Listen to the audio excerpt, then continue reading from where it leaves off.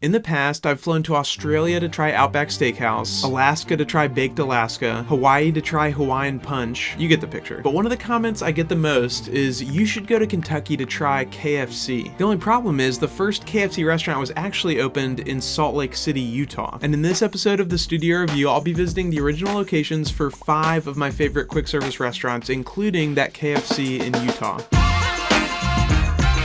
Okay, so I'm sure people have already left comments before making it to this point in the video, but there is some debate over what counts as the first KFC. The other location people bring up in this conversation is in Corbin, Kentucky. So Harland Sanders, who did serve in the Army but isn't a military colonel, the state of Kentucky just gave him this honorary title of a Kentucky colonel. He took over a gas station in 1930 and started selling chicken there. He slowly expanded, and by 1937 he bought the motel next door. He also had a gas station in Nicholasville, Kentucky, but that one ended up closing. So he called the gas station restaurant motel combo in Corbin the Sanders Court and Cafe. In this picture you can see the restaurant itself, and it's labeled the Harland Sanders Restaurant. But what it's not called is Kentucky Fried Chicken, and therein lies the rub. Over the course of that first decade or so, he was working some stuff out, like the secret recipe, those 11 herbs and spices that are allegedly still used today, and also the cooking process. It wasn't until 1939 that they started pressure frying the chicken. Before that, they were frying it in an iron pan, which took 35 minutes. But through all this time, still not called Kentucky Fried Chicken. Fast forward to the early 1950s when Sanders franchised his chicken recipe to a guy named Pete Harmon to sell the chicken at his restaurant, the Harmon Cafe in Salt Lake City. And it gets a little confusing because these guys have similar sounding names that they also use to identify their restaurants. So we've got the Harland Sanders Restaurant in Kentucky and the Harmon Cafe in Utah. Harland and Harmon. But the story goes that to advertise the new style of chicken at the Harmon Cafe in Utah, they added the phrase Kentucky Fried Chicken to the outside of the building. Harmon Cafe featuring Colonel Sanders Kentucky Fried Chicken. So this is where the name Kentucky Fried Chicken was born. And it was only after seeing the success in Utah that Colonel Sanders decided to franchise that name and his recipe to a whole bunch of different inns and restaurants. So that's where you get the debate about where it started. I was recently in Salt Lake City to try some wings, so I decided to pay a visit to that location.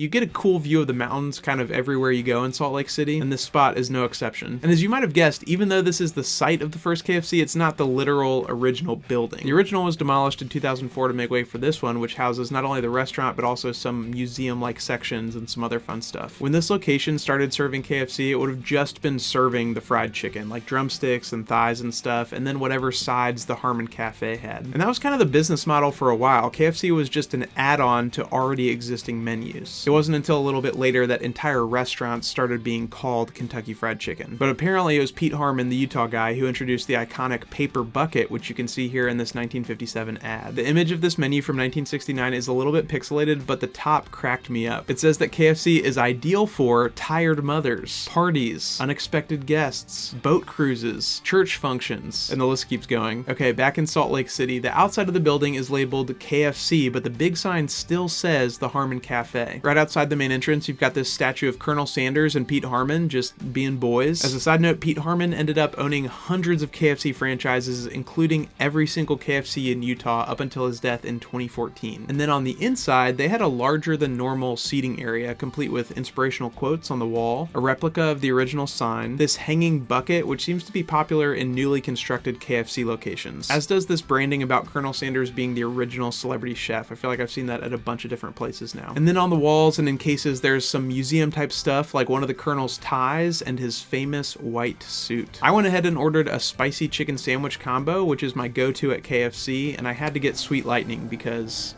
when in Rome. I went over to a high top table and just kind of checked out all the stuff on the walls as I was eating my meal. Over to my right, they also had a banquet room and meeting facility, which was wild. Like, I'd love to see the banquets that are happening inside the Salt Lake City KFC. If you do want to visit the location in Corbin, Kentucky, you can find it listed on Google Maps as the Harland Sanders Cafe and Museum. And it's got that original restaurant building we saw in the other pictures, a modern KFC restaurant built on site, a model of the cafe's original kitchen, and more museum type stuff. I guess there are a few of these suits floating shopping around, so both of these two locations have one. It is kind of funny to me though that the language from KFC corporate about the origin story seems intentionally vague. On the KFC Global website, it says that Corbin is where Colonel Sanders started serving his delicious fried chicken to interstate travelers, eventually perfecting the pressure cook, etc., etc., but it doesn't call it the first KFC. On the Sanders Cafe website, which to be fair is run by a franchise partner, it calls the Corbin location Colonel Sanders' original restaurant, as well as the birthplace of Kentucky Fried Chicken, and the sign out front says it all started in Corbin. Hi. Okay. So no direct claims that this was the first KFC, just that KFC's roots are here. And meanwhile, the Salt Lake City location just straight up says like, yeah, we're the world's first KFC, both on their signage and inside the restaurant. By the way, I've talked to some people that think KFC is kind of a mid-tier fast food chain in the US, but it's like crushing it internationally. They're a top 5 restaurant globally in terms of the number of locations. Oh, also just to circle back around to that Outback in Australia thing, for that series, the whole point in my mind is that it shouldn't make sense. Like Hawaiian Punch isn't actually from Hawaii, and Texas Roadhouse didn't actually start in Texas. So even the first KFC was technically in Utah, the chicken still originated in Kentucky, so it feels a little too on the nose for my taste. If you have other ideas for that series though, specifically ones that don't totally make sense, I'm open to suggestions. All right, next up is Taco Bell.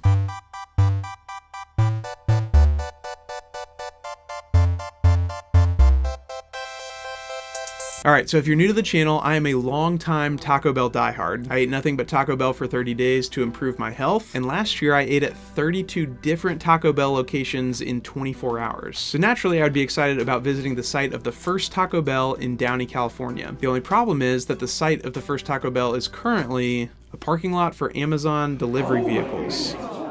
I've talked about this in other videos, so I'll kind of summarize here, but the building itself stopped being a Taco Bell, was a few other businesses, and then later was at risk of being demolished, presumably to pave this parking lot. So Taco Bell corporate lifted the building and trucked it like an hour south to their headquarters in Irvine, where it has sat for almost 10 years now. At times it's been like shrink wrapped like they do to boats in the winter, but fortunately when I got a chance to check it out while I was at the Taco Bell headquarters, it was fully visible. This is a picture of what we like to call here numero uno. Okay. Numero uno sits out back right now. And it's for sure cool to see, but it's truly just the bare bones of the building. You think I'm gonna peek inside?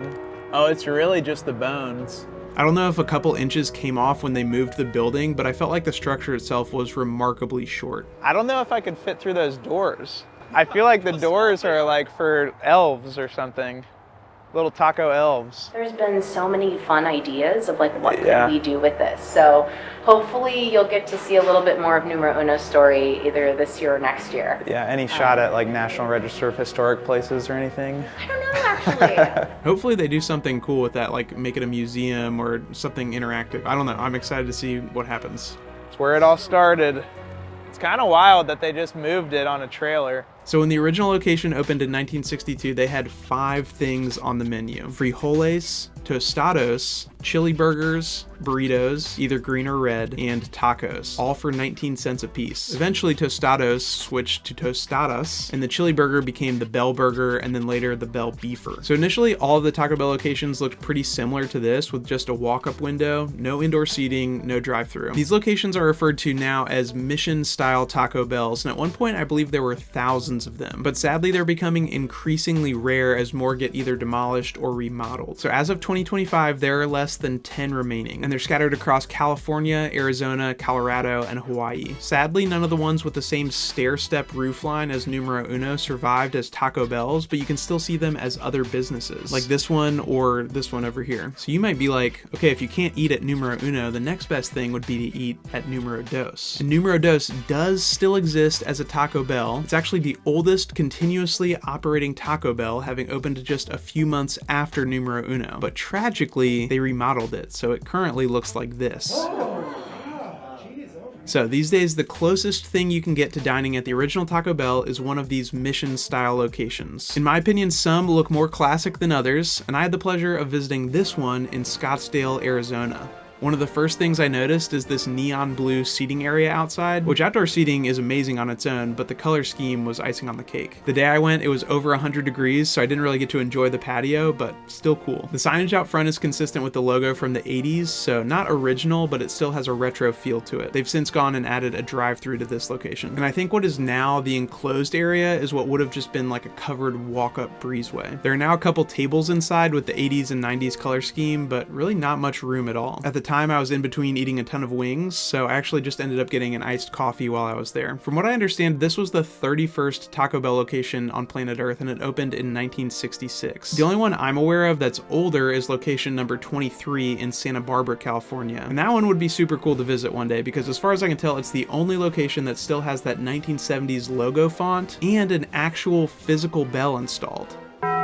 If you really want to do a deep dive, before Glenn Bell opened Taco Bell, he had a burger and hot dog restaurant called the Bell's Drive-In in San Bernardino. In my mind, that's like the Taco Bell equivalent of the Harland Sanders restaurant. It was Glenn Bell's restaurant before he opened one that was actually called Taco Bell. And right next door to that restaurant is a little family-owned Mexican restaurant called the Meatla Cafe, which is where Glenn Bell tasted the hard-shell taco that inspired him to pivot from burgers to tacos. And that restaurant is still open and selling those tacos, so I would highly recommend checking them out if you're ever in Southern California. I actually made a whole video about going to that cafe, and I'll link that in the description. As you can probably tell, I end up traveling a fair amount for videos, and I don't always have time to cook a full meal when I get back home. And that's why I'm thankful to partner with Factor, who's the sponsor of this episode. Factor makes meeting your nutrition goals easier than ever by delivering chef-crafted, dietitian-approved meals right to your doorstep. Since Factor meals are fresh, never frozen, they're ready to eat in just 2 minutes, and I don't have to feel like I'm cutting corners on nutrition. I know it may not seem like it from my videos, but I really do care about what I'm eating and how I'm fueling my body. And with Factor, you can choose from a menu of over 35 weekly meal options to meet your needs. You can even choose gourmet plus meals like this filet mignon. And I was skeptical at first, but the cook on the steak holds up, like it's not dry or tough at all. It also comes with premium sides like these roasted carrots and potato leek mash. 39 grams of protein in this meal. I was recently in New York for a quick filming trip, and when I got back, it was super helpful to have something waiting for me so I could skip the trip to the grocery store, the cooking, the cleaning, and just rest without resorting to takeout. So if you're busy and that sounds appealing, you can head to factor75.com or click the link below and use code 50REVIEW to get 50% off plus free shipping on your first Factor box. That's code 50REVUE at factor75.com to get 50% off plus free shipping on your first box. Okay, next up, I'm headed to Denver, Colorado to visit the original Chipotle.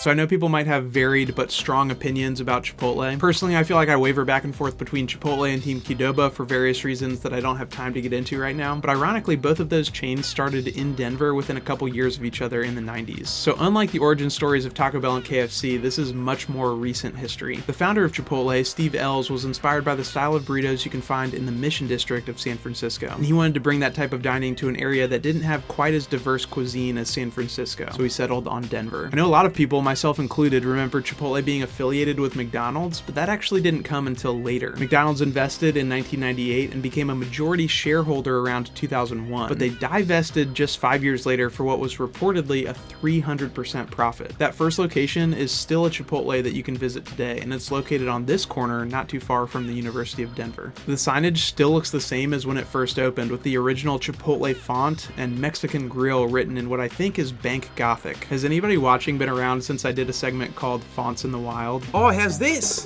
What a beaut. I'll see you next time on Fonts in the Wild. I've come a long way. There's a little outdoor seating area, and then the inside is really, really tiny. You're basically at the counter as soon as you walk in, and there's room for maybe 5 or 6 people to sit at the bar seats along the windows. Before it was a Chipotle, it was actually an ice cream shop called the Dolly Madison, which you can see here. And knowing that actually makes the inside make a lot more sense. Like if the display case was filled with tubs of ice cream instead of beans and rice, it would feel like the perfect size. While I was there, I got a burrito bowl, but when it first opened, they actually didn't serve bowls. The original menu was pretty simple. You were basically ordering either a burrito or a taco, and then they had chips and salsa, guacamole, and drinks. Also, check out these prices. This is an actual menu from the original location circa 1993, and a steak burrito was $4.45. That's insane. A steak burrito now costs 2.5 times that much. Their menu hasn't changed a ton, but over time they've added stuff like salads and the bowls and different types of protein. I also distinctly remember when they added queso to the menu, because at first they couldn't really get the texture quite right. Like it was almost coarse, but it's gotten a lot better with successive software updates. I actually found this picture of the counter at the original location before a remodel, and it almost looks like you couldn't walk down the line as they made your burrito because of this little wall here, which makes sense given the simplicity of the menu. Like if you wanted a burrito, you just had to decide if you wanted it to be regular or a fajita burrito, which swapped the beans with the peppers, and then you decided the meat and the salsa type, and that was it. All the other ingredients I think were pretty standard. Maybe you still got to choose black or pinto beans. I'm not 100% sure. I feel like as they grew, they shifted to more of a Subway model style where you go down the line and tell them exactly what you want each step of the way. To be honest with you guys, it might be because the chain is just 30 years old, but this wasn't quite as cool for me as getting to see some of the other original locations that I'll go to in this episode. But if you are in the Denver area and decide to stop by this location, you can look for the studio review sticker on the light pole right outside the restaurant. All right, next I want to show you around the original Waffle House.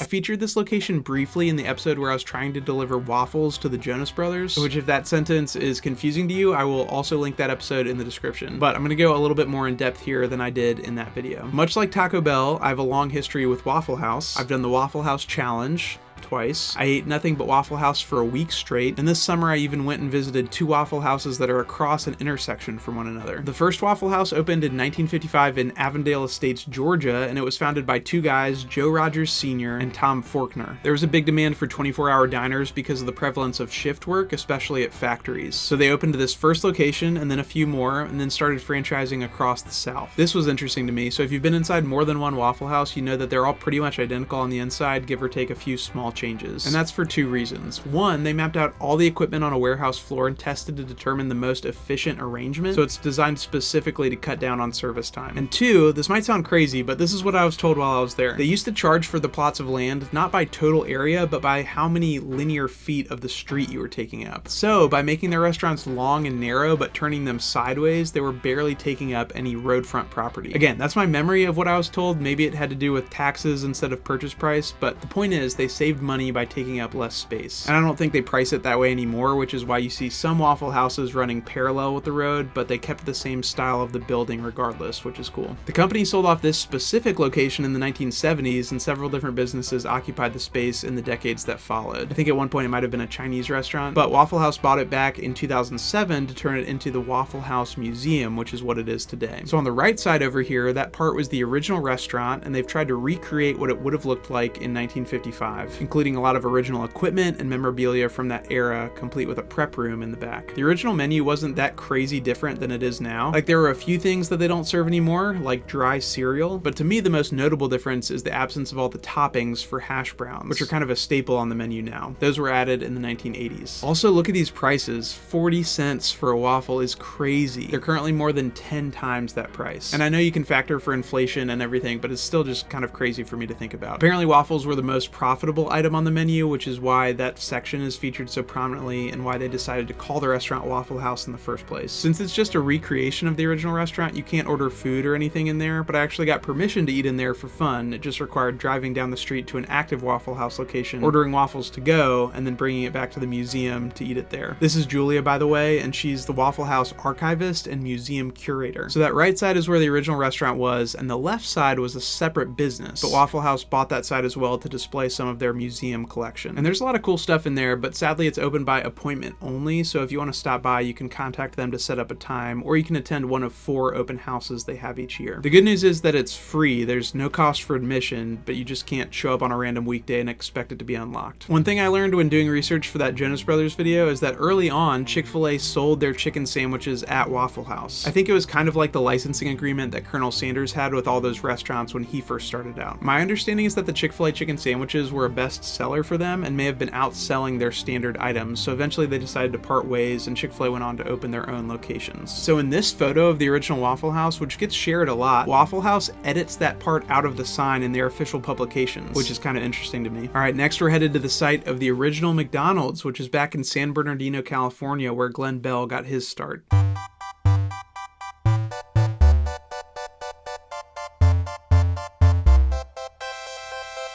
So if you've seen the movie The Founder, you're probably familiar with how McDonald's got started, but if not, it was founded by the McDonald's brothers, Dick and Mac McDonald, in 1940. I didn't realize until I went to San Bernardino that their original restaurant concept was a drive-in barbecue restaurant with car hop service, so the waiters would come to your car. They also sold hamburgers in addition to the barbecue, and the hamburgers ended up outselling the barbecue, so 8 years into running the restaurant, they closed to remodel and make everything more streamlined. That included their menu, but also their process. They developed something called the Speedy speedy service system, similar to the way that Waffle House designed their kitchens, except the McDonald's brothers were doing it 7 years earlier. This little guy, Speedy, served as their mascot long before Ronald McDonald entered the picture. So in 1948, they reopened as a self-service drive-in, meaning you had to walk up to the counter to order your food instead of it being brought to your car. And this time, their sign said McDonald's hamburgers. After the relaunch, their menu only had 9 items on it, including potato chips and a slice of pie. A year later, they swapped out the potato chips in favor of French fries and also added milkshakes. At the time, a hamburger cost 15 cents and a cheeseburger cost 19 cents. To make a very long story short, a guy named Ray Kroc went into business with them and helped them explode their reach through franchising, but ended up buying Dick and Mac out of the company. So McDonald's corporate treats him, Ray Kroc, as the founder, hence the title of that movie. The original restaurant isn't there anymore, but the building that currently sits on that site has become an unofficial museum featuring a bunch of different McDonald's memorabilia from across the 80+ years that McDonald's has been around. And it's considered unofficial because I don't think McDonald's corporate is associated with it in any way. It's actually owned by another restaurant chain called Juan Pollo. I don't know why. For a while, McDonald's corporate referred to Ray Kroc's first McDonald's, which is in Illinois, as the original McDonald's, even though it was in fact the 9th McDonald's location. That location got torn down not once, but twice. At the museum, they have a bunch of uniforms from different periods, like the original white uniforms, or these burnt sienna looking ones, and this terrifying Grimace costume. Okay. One of the crazy things I learned while I was in there is that in the deal to buy McDonald's from the McDonald's brothers, the original location wasn't included. And Ray Kroc wasn't happy about that, so he built one of his locations a block away out of spite. Apparently, he forced Dick and Mac to take down the golden arches from outside their restaurant since he now owned the trademark for that branding. And eventually, he basically drove the original location out of business. Neither building is still standing, but there are tiles from Kroc's McDonald's on display at the museum, as well as props and costumes from the movie. So just like with Taco Bell, since you can't eat at the original, I sought out the next best thing. The oldest operating McDonald's is in Downey, California, and it's super cool to visit. They still have the Speedy mascot on their sign. You get the vintage golden arches architecture, very few of those remaining. And like the original, the main portion is just a walk-up counter. Additionally, you've got this octagonal building over here, which kind of serves as their seating area. I think the neon is what does it for me. Like, we just aren't building restaurants with neon anymore, and I think we're worse off for it. There's also a little museum section here featuring some old menu boards and also this severed Ronald McDonald head that was like 3 feet tall. So if you want a throwback McDonald's experience, I definitely recommend visiting the oldest operating McDonald's. Also, this is neither here nor there, but I just thought it was fun. Besides the Downey location, this is the next oldest surviving McDonald's restaurant, except now it's a donut shop. I don't know about you guys, but it's cool for me to think about how these huge chains just started out as small local businesses. I know that when they become big corporate juggernauts, they don't always maintain the same character or morals, but still, it's hard not to be inspired by the fact that Glenn Bell was 38 when he opened Taco Bell. Colonel Sanders was almost 50 when he developed the secret recipe. Nicolas Cage was 40 when he starred in National Treasure. I feel like it's okay if you don't have everything figured out the second you finish with school. But hey, before you go, just a couple quick things I want to bring to your attention. For one, I actually started a database of cool restaurant locations like these with their addresses and a few details, and you can find that linked in the description of this video. Two, the channel is getting super close to 300,000 subscribers, which is wild. So if you want to see more stuff like this and haven't subscribed already, you can click that button down below. And three, I just restocked all the items from the latest merch drop, including these rope hats, Champion sweatshirts, and a couple different style t-shirts. Also, if you don't want to spend money, you can always get stickers for free by sending me a self-addressed stamped envelope. The link for the merch and the address for the stickers are both in the description. But more important than any of that, I hope you remember that even when it doesn't feel like it,